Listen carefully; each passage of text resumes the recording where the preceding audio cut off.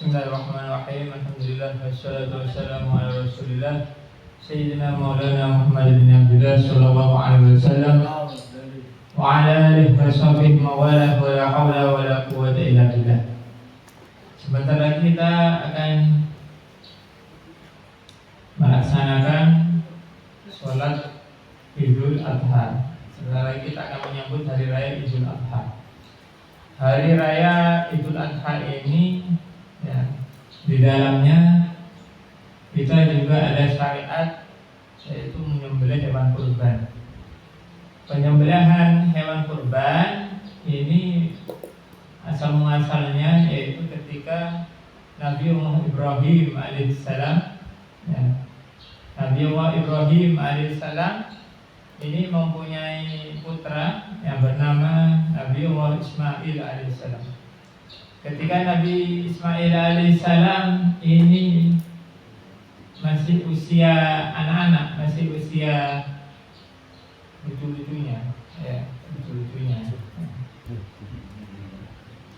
Maka Allah Subhanahu wa taala mewahyukan kepada Nabi Ibrahim alaihissalam sebagai ujian daripada Nabi Ibrahim untuk apa? Untuk disembelih.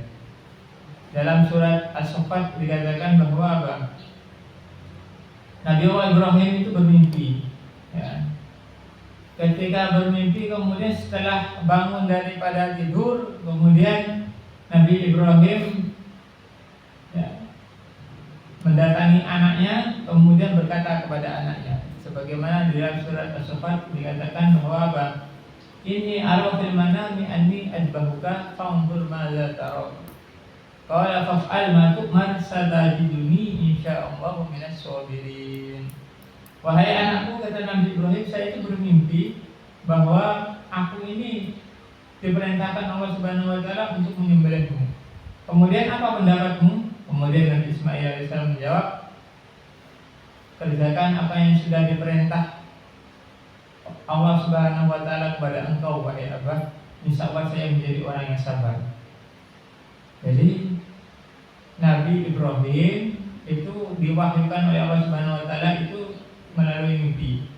Jadi mimpi daripada para nabi itu namanya ru'yatus shaliqah, mimpi yang benar itu bisa juga menjadi wahyu. Nah, kemudian karena Nabi Ismail alaihissalam itu menyetujui, jadi Nabi Ibrahim itu bapak yang apa? Bapak yang bijak. Jadi walaupun Nabi Ismail itu anaknya, tetap anak Nabi Ismail itu tetap diajak apa? Pendapat, meminta pendapat daripada anaknya walaupun masih kecil. Dan Nabi Ismail ya, karena anaknya ini anak yang soleh, ya tetap mau walaupun disembelih ya. Bayangkan kalau antum ya walidat ya, ayah antum ngomong, nah, saya diperintah untuk menyembelih, kabur ya, kabur ya. Tadi Nabi Ismail anak yang soleh, kerjakan apa yang diperintah Allah Subhanahu wa taala kepadamu, insyaallah saya menjadi orang yang sabar. Nah, ketika ya Nabi Ismail alaihissalam dibaringkan oleh Nabi Ibrahim, kemudian Nabi Ibrahim ya sebelumnya itu menajamkan ya pisau untuk menyembelih Nabi Ismail ya. Kemudian setelah itu mulailah Nabi Ibrahim menyembelih anaknya. Tetapi subhanallah, pisau yang tajam itu nggak bisa menyembelih leher daripada Nabi Ismail. Kemudian ini heran, Nabi Ibrahim ini heran, kenapa kok nggak bisa? Padahal gini-gini kan nggak bisa. Kemudian Nabi Ibrahim alaihissalam mencoba ke batu besar, di sampingnya itu ada batu besar. Dipukulkan ke batu itu pisau atau pedang, membelah jadi dua. Kemudian Nabi Ibrahim berkata kepada pedang, pedang, batu yang keras seperti itu kamu bisa membelah. Lah, leher anakku yang begitu lembut, kenapa engkau tidak bisa merobek walaupun cuma sedikit? Subhanallah ya, atas izin Allah Subhanahu wa taala pedang ini bisa ngomong. Ya. Wahai Nabi Allah Ibrahim, saya tidak diizinkan Allah Subhanahu wa taala untuk menyembelih anakmu orang menyembelih, melukai anakmu saja saya tidak diizinkan. Subhanallah. Itulah. Semuanya itu atas kuasa Allah Subhanahu wa taala. Walaupun itu pedang itu tajam yang bisa melukai, tapi kalau Allah Subhanahu wa taala tidak mengizinkan ya tidak. Ya. Akhirnya apa? Seketika itu datang malaikatnya Allah Subhanahu wa taala membawa domba besar. Kemudian, wahai Ibrahim, kamu telah lolos daripada ujian. Ini domba sebagai apa? Hewan kurban sebagai ganti daripada anakmu Nabi Ismail. Nah, sejak itu akhirnya apa? Syariat untuk menyembelih korban ya di hari raya Idul Adha disyariatkan sampai sekarang. Ya, sampai sekarang. Karena itu ya sebentar lagi kita ini sudah masuk apa? Bulan Dzulhijjah.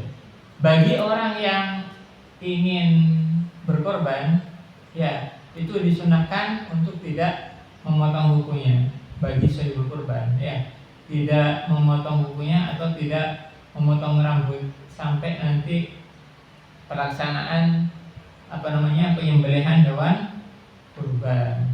Kemudian kita yang tidak melaksanakan penyembelihan atau tidak menyembelih hewan kurban ya cukup kita melaksanakan sunnah-sunnah ketika di Idul Adha. Seperti apa? Seperti kita di tanggal 9 Dzulhijjah ya disebut dengan hari Arafah. Kita disunahkan untuk apa? Untuk berpuasa.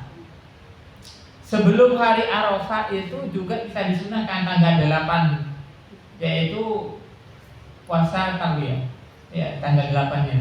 Tapi yang paling disunahkan itu tanggal 9-nya yaitu puasa Arafah. Ketika orang-orang yang berhaji di Makkah sana ya di Arab Saudi sana berkumpul di Padang Arafah untuk apa? Untuk wukuf di Arafah. Kita yang tidak haji itu berpuasa Arafah. Ya, kata Nabi Muhammad SAW, puasa hari Arafah itu bisa menghapus dosa kita yang 1 tahun yang lalu. Karena itu kita disunahkan untuk puasa Arafah 1 hari menjelang Idul Adha. Ya. Kemudian Idul Adha yang kita menunggu pemerintah. Ini yang perlu diketahui. Ya. Kalau misalkan ada perbedaan, ya. Misalkan ada perbedaan, ya. Idul Adha-nya antara Kamis sama Jumat. Misal ini ya. Hari Kamis ada yang duluan. Ya, maka apa? Maka kalau misalkan orang yang menyembelih hewan kurban, orang yang menyembelih hewan kurban ini tidak boleh, ya. Ini misal dia hari rayanya ikut yang hari Jumat, ya. Kemudian dia menyembelih hewan kurbannya di hari Kamis, maka tidak sah, ya. Maka tidak sah. Jadi lebih baiknya itu penyembelihan hewan kurbannya itu dimundurkan. Kenapa? Penyembelihan hewan kurban itu bisa sampai di akhir hari tasyrik. Jadi penyembelihan hewan kurban itu bisa dilaksanakan setelah kita melaksanakan sholat Idul Adha, kemudian tanggal 11, 12, 13 itu hari terakhir daripada penyembelihan hewan kurban. Jadi tidak langsung menyembelih pun tidak apa-apa. Kalau misalkan ada perbedaan di hari raya, lebih baik penyembelihan hewan kurbannya dilaksanakan di hari berikutnya. Kenapa? Kalau misalkan dilaksanakan di hari berikutnya itu lebih aman. Soalnya kalau misalkan di hari berikutnya itu sudah pasti bisa. Nah kalau misalkan dilaksanakan pas di hari perbedaannya itu ditakutkan pas kalau misalkan iya hari raya, kalau tidak berarti tanggal 9 Arafah seperti itu. Jadi lebih baiknya Idul Adha-nya penyembelihannya kalau misalkan mau sholat terlebih dahulu nggak apa-apa, tapi penyembelihan hewan kurbannya lebih baik 1 hari setelahnya. Kalau satu hari istilahnya maka aman semuanya. Nah itu kalau misalkan ada perbedaan, tapi ya tergantung keyakinan masing-masing, ya tergantung daripada keyakinan masing-masing. Nah itu. Kemudian kalau misalkan hari raya Idul Adha ini, ya beda dengan hari raya Idul Fitri. Kalau hari raya Idul Fitri sebelum berangkat kita disunahkan untuk apa? Makan terlebih dahulu atau minum terlebih dahulu, ya. Tapi kalau Idul Adha tidak, kita disunahkan untuk tidak makan, tidak minum sampai setelah pelaksanaan hari raya Idul Adha. Itu perbedaannya. Kemudian di hari raya Idul Adha, kalau misalkan Idul Fitri itu sunnah takbirnya itu sampai kita sholat Idul Fitri aja. Malam hari raya Idul Fitri kita disunahkan untuk takbir sampai pelaksanaan sholat. Tapi kalau misalkan Idul Adha tidak, ya setiap malam Idul Adha kita disunahkan untuk takbir, ya. Kemudian setelah itu pun kita disunahkan takbir. Apa itu? Ketika penyembelihan hewan kurban.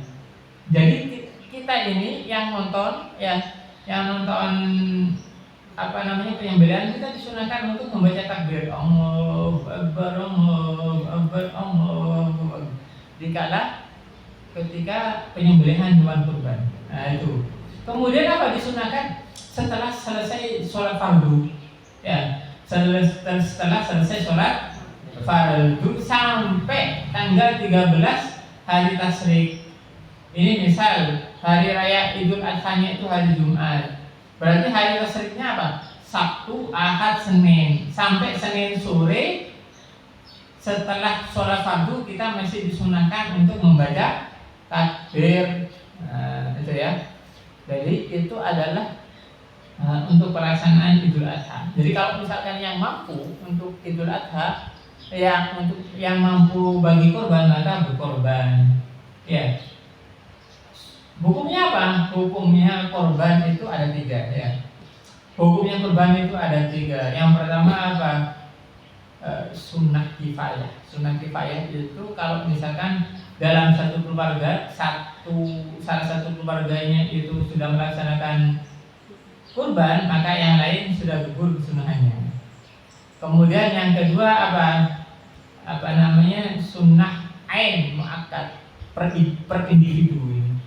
Sunnah per individu daripada orang ketika dia mampu berkorban maka dia berkorban. Jadi setiap satu individu berarti dia sunnah. Kemudian hukum yang ketiga wajib.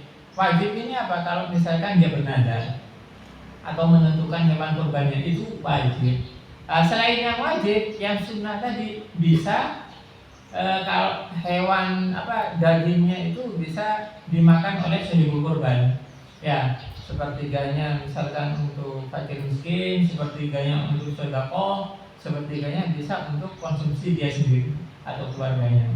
Itu kalau yang sunnah. Tapi kalau yang wajib tidak boleh dimakan sendiri kalau yang wajib. Ya, karena itu biasanya memang kalau hewan berkorban itu biasanya korban sunnah. Ini sesuai dengan firman Allah Subhanahu wa taala dalam surah Al-Kautsar apa? Inna a'tainakal kautsar fasholli li rabbika wanhar. Fasholli li rabbika, maka salatlah untuk Tuhanmu. Maksudnya itu adalah salat Id, ya, kemudian wanhar. Maka menyembelihlah hewan kurban. Jadi kalau misalkan mampu maka berkorban. Kenapa? Karena hikmahnya apa? Hikmahnya itu bisa merasakan, orang-orang yang ada di sekitar bisa merasakan daging. Nah, seperti itu, ya. Kalau orang yang nggak mampu, ya, orang yang nggak mampu kan makan dagingnya nunggu Idul Adha, ya. Kalau orang yang mampu, ya, orang yang rezekinya di atas rata-rata nggak nunggu Idul Adha, yang setiap hari bisa beli daging. Tapi kalau yang nggak mampu kan nunggu Idul Adha. Karena itu bagi orang yang mampu untuk berkorban maka berkorban. Hikmahnya apa? Untuk dibagi-bagi orang yang tidak mampu. Kemudian hati-hati kalau yang daging korban itu, ya, daging korban itu kulitnya, ya, kulit tidak boleh untuk dijual. Hukumnya kulit dijual itu tidak boleh. Dan terus bagaimana kulit hewan kurban itu? Kulit hewan kurban bisanya untuk diberikan aja, ya, diberikan atau dikasih dikasih kepada orang yang tidak mampu, ya, bukan untuk dijual, ya. Atau misalkan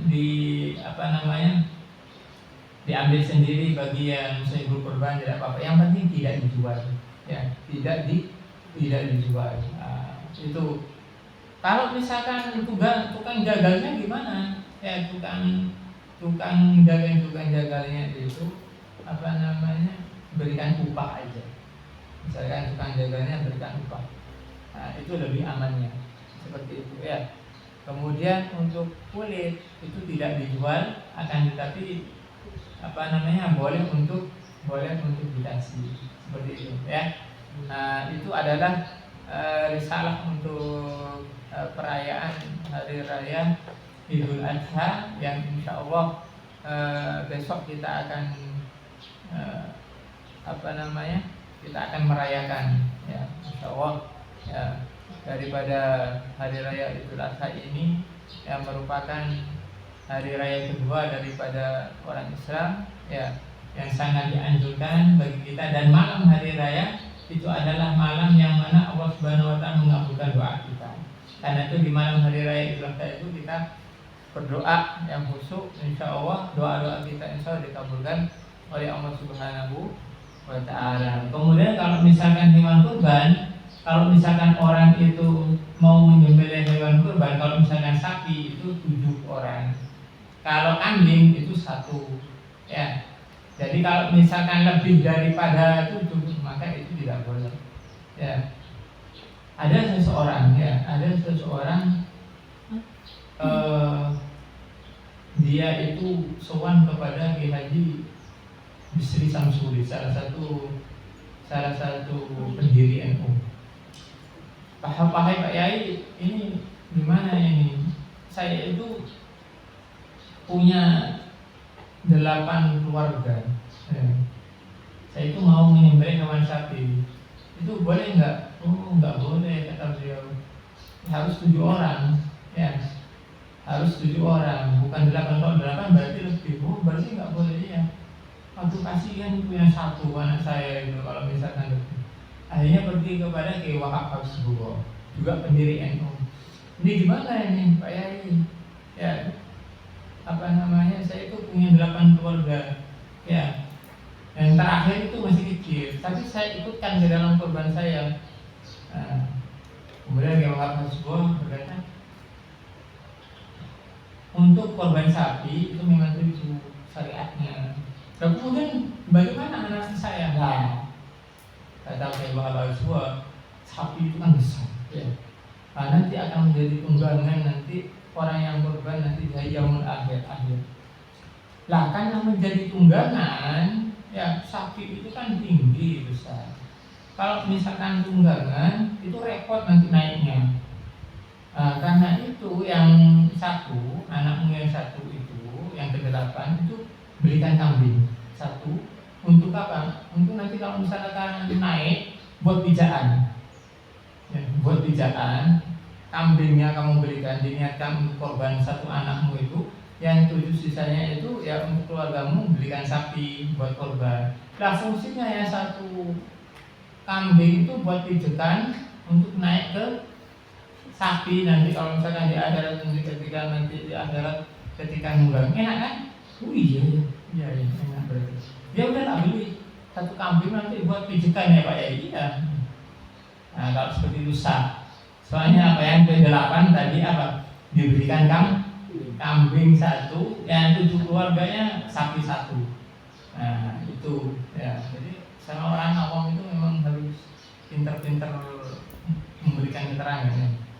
Nah, jadi itu adalah risalah Idul Adha. Nah, insya Allah kita bisa melaksanakan perayaan hari raya Idul Adha dengan mendapatkan banyak pahala daripada Allah Subhanahu wa Ta'ala. Amin ya rabbal alamin. Wallahu a'lam.